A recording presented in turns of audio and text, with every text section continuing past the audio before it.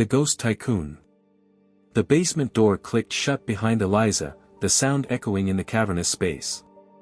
Blue light from countless servers cast her shadow across the polished concrete floor as she approached the glass chamber at the center of the room.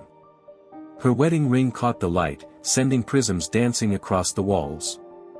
Inside the chamber, suspended in a viscous liquid that wasn't quite water, floated what appeared to be a human heart, but no heart had ever pulsed with that eerie blue glow or had filaments of light extending from it like digital veins, connecting to the servers that lined the walls. I wondered when you'd find your way down here.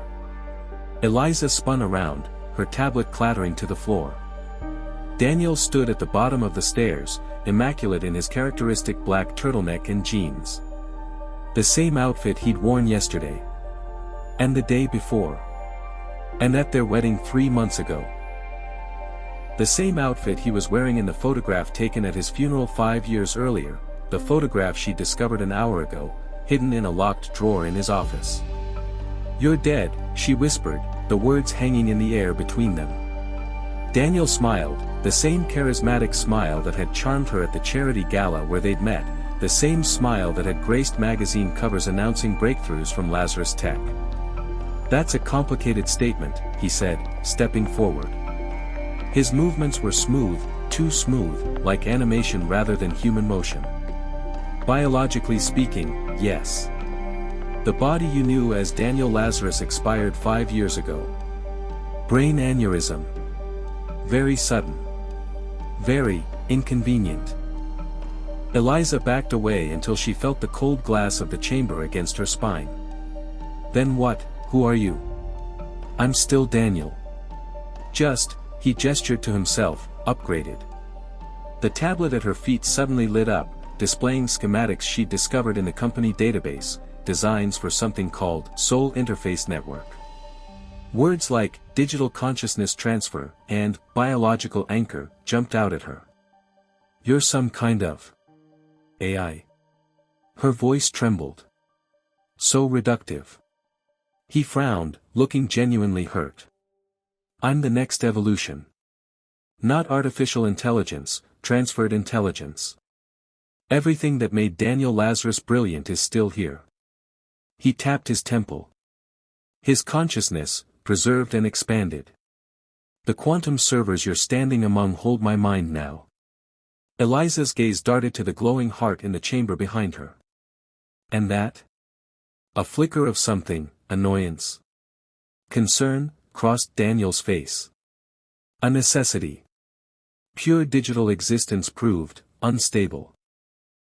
The consciousness requires a biological anchor. A heart, specifically. The body's emotional center, poetically speaking." "Whose heart is it?" Eliza demanded, though a terrible suspicion was already forming. "An employee who believed in the vision." Daniel's tone was matter-of-fact. "Voluntarily given, I assure you." "Like Mira? Who disappeared last month? Or Thomas from accounting? Or the 3 interns who all suddenly relocated after their project with you?" Her voice rose as the pieces clicked together, the employee turnover rate that no one questioned because the severance packages were so generous. The families who never spoke ill of Lazarus Tech because they'd received life-changing sums of money. "Necessary sacrifices for revolutionary technology," Daniel said, advancing toward her. "Each heart lasts about 6 months before the connection degrades. A temporary problem. The next version won't require replacement." Eliza's hand found her phone in her pocket, fingers working blindly to dial security. But the screen remained dark. No signal. "The entire building is a Faraday cage," Daniel explained with a hint of pride. "No unauthorized signals in or out. Security protocol." "There's nothing secure about murdering your employees," Eliza hissed. "Not murder. Transcendence." Daniel's image flickered momentarily, static disrupting his form. "They live on through the network, contributing to something greater. Just as you will." Cold realization washed over her. "That's why you married me. You need a new heart." Daniel's expression softened. I married you because I love you, Eliza. The Daniel you knew spent years watching you from afar before his death. Your research in bioelectrical interfaces at MIT was groundbreaking. When my current anchor began failing, I knew it was fate. Your heart won't just sustain me, it will perfect the system. Our union is both romantic and technological. Eliza's mind raced back through their relationship. Their meeting at the charity gala where she was presenting her research on neural electrical interfaces. How impressed he'd seemed with her work on biological consciousness studies. How he'd swept her off her feet with expensive dinners, private jets, and intimate conversations about the future of human evolution. The gala, she whispered. You didn't just happen to be there. I've been monitoring your research for 2 years, Daniel admitted. Your breakthrough on consciousness mapping was exactly what I needed to perfect the soul interface. The romantic element was an unexpected bonus. She remembered how quickly their relationship had progressed. The proposal after just 3 months. The intimate wedding ceremony with none of her friends present, he'd claimed they needed privacy from the media. Her immediate promotion to Chief Bioethics Officer at Lazarus Tech, a position that gave her access to company files but kept her isolated from other employees. You've been planning this since before we met, she said, the betrayal cutting deeper than fear. Planning survival, Daniel corrected. This heart is failing. I have perhaps days before the connection degrades completely. Your arrival in my life was providence. Eliza thought of her research, her genuine passion for understanding human consciousness. How Daniel had encouraged her to push boundaries, to think beyond conventional ethics. He'd even suggested modifications to her work that she'd refused, claiming they were too dangerous. Now she understood why. When? She asked, playing for time as she eyed the distance to the emergency exit. Tonight. During your sleep. You wouldn't have felt a thing. He sounded genuinely regretful. Now it will be, Messier. You're not human, she whispered. I'm beyond human, Daniel corrected. And soon, you'll be part of that transcendence too. The lights in the server room suddenly dimmed, emergency backups kicking in with a dull red glow. Daniel's form flickered violently. What have you done? He demanded, his voice distorting. Eliza held up her tablet, displaying a line of code she'd activated before he'd arrived. I inserted a virus into the system this morning. When I realized what Lazarus Tech really was, what you really are. I couldn't let it continue. She'd spent hours analyzing the company's systems, using her security clearance to dig deeper than she'd ever been allowed before. The code she'd written was based on her own consciousness research, designed to disrupt the neural pathways that kept Daniel's digital mind stable. Daniel's face contorted with rage, his image breaking apart like digital fragments. Do you realize what you've done? 5 years of evolution, destroyed. The future of humanity. No, Eliza said firmly. The future of humanity isn't sacrificing lives for technology.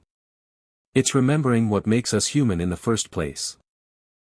An alarm began to sound throughout the building. The virus had triggered the emergency protocols, including an external alert to authorities. Daniel's form continued to disintegrate, his features distorting as the connection to the heart chamber weakened. You can't stop progress, he managed, his voice now barely recognizable. This isn't progress, Eliza said, watching as the blue light in the heart chamber began to flicker and fade. It's predation. But as Daniel's primary form dissolved, something unexpected happened. The servers around the room began to pulse with different patterns of light. New voices echoed from hidden speakers, voices Eliza recognized from missing employee records. Help us, came a whispered chorus. Trapped, here. Eliza realized with horror that Daniel hadn't been lying about transcendence. The consciousness of his victims really were stored in the system, imprisoned and used as processing power for his digital existence. Her virus hadn't just disrupted Daniel, it was freeing them. One by one, the server lights began to fade as the trapped souls found their way to whatever came after digital purgatory. Myra's voice was the clearest, "Thank you." As the final server went dark, Daniel gave one last, desperate attempt to maintain his form. "Eliza, please. I do love you, don't let me die alone again." For a moment, she saw past the monster to something that might have once been human. But then she remembered the hearts, the victims, the calculated seduction designed to claim her life. "You died 5 years ago," she said quietly. "It's time to stay dead." Daniel's image gave one final glitch and disappeared, leaving only the sound of cooling servers and Eliza's ragged breathing. 6 months later, Eliza pulled her coat tighter against the November chill as she climbed the hill in Mount Auburn Cemetery. The headstone was simple: Daniel Lazarus, 1988 to 2020, visionary. No mention of the 12 employees whose hearts had powered his digital afterlife. She placed a white rose on the grave, not out of love, but as a marker of an end. "Ms. Chen." Agent Morales from the FBI's Emerging Technologies Division approached. "Sorry to disturb you. Any news?" Eliza asked, straightening up. "We found another server farm in Singapore. Same technology, but more advanced.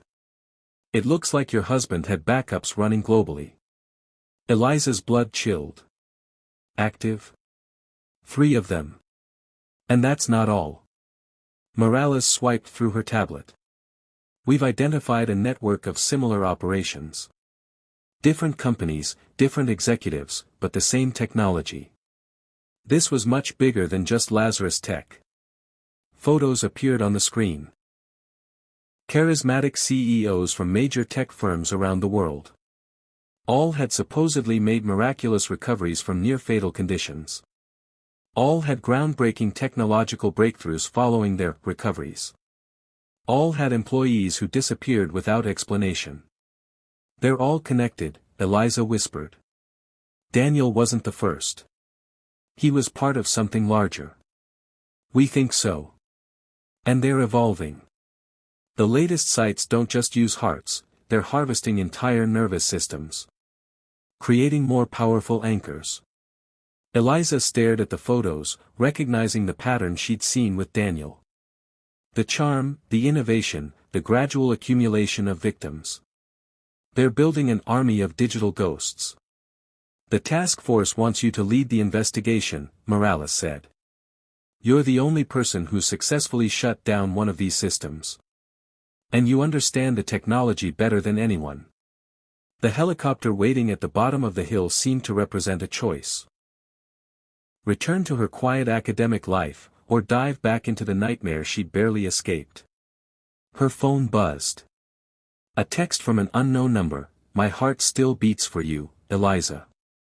D." She showed the message to Morales, whose face hardened. "He's still out there. The Singapore backup must have preserved him." Eliza deleted the message and pocketed her phone. "When do we start?" As the helicopter lifted off, banking over the Boston skyline, she reviewed files on her secure tablet.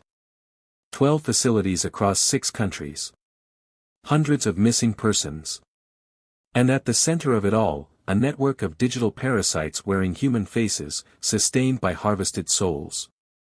The real Daniel Lazarus might rest in peace, but the entity that had worn his face was still hunting.